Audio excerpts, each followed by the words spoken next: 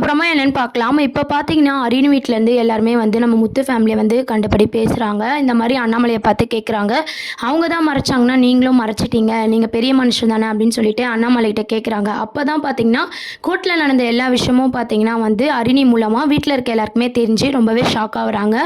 6 மாதம் இந்த கேஸை ஒத்து வைக்கிறதும், அது மட்டும் இல்லாமல் மாதம் ரூபாய் 25 வந்து தரணும் அப்படின்ற மாதிரி கோர்ட்டில் சொன்ன விஷயம் எல்லாமே வீட்டில் இருக்கவங்க கேட்டு ரொம்பவே ஷாக் ஆகுனாங்க. அதுக்கப்புறம் வந்து அரினி என்ன சொல்கிறாங்கன்னா, ரோகிணி தான் உங்களுக்கு கரெக்ட் பேராக இருக்கும். நீங்கள் வந்து இன்னசென்ட்டாக இருந்தாலும் நீங்கள் பண்ணுறது தான் சரின்னு நினைக்கிறீங்க.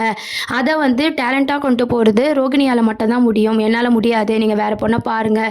ஆனால் ரோகிணியை மிஸ் பண்ணிடாதீங்க அப்படின்னு சொல்லிட்டு அரினியும் பார்த்தீங்கன்னா நம்ம மனோஜுக்கு அட்வைஸ் பண்ணிவிட்டு இன்றைக்கி எபிசோடில் பார்த்தீங்கன்னா அரினியோட கேரக்டர் வந்து ஓகே அப்படின்ற மாதிரி கொண்டு போயிருப்பாங்க. அதுக்கப்புறம் பார்த்தீங்கன்னா இதை நினச்சி நம்ம முத்து மீனா என்ன பேசிகிட்டு இருக்காங்கன்னா, ஃபாரின்லேருந்து வந்த பொண்ணு கூட ரோகிணியோட லவ் உண்மைன்னு தெரியுது.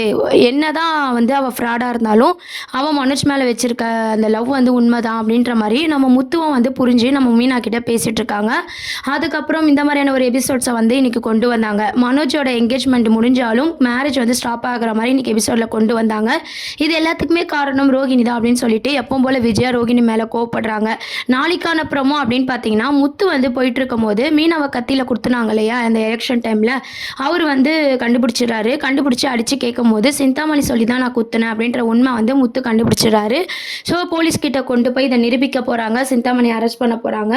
மீனாவை குத்துனது சிந்தாமணி அப்படின்ற உண்மை வந்து முத்து மூலமாக வந்து எல்லாருக்குமே தெரிய போகுது.